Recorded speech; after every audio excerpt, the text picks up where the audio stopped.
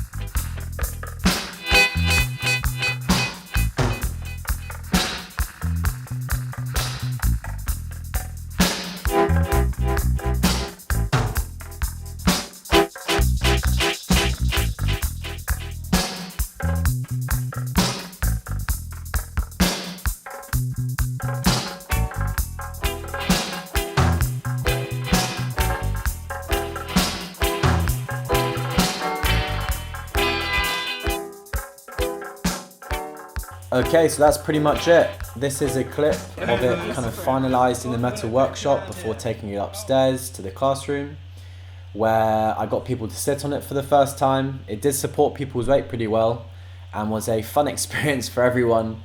It was a little bit scary at some points, but it was a good activity for us all to do together. And it rolls well. It really does. There are definitely some improvements I'd make next time, but we can talk about that in the end of part 2. Here's even a print I made, just a simple T. And that's pretty much it. So make sure you stay tuned for next week's episode, and I'll see you then for the ink rollers.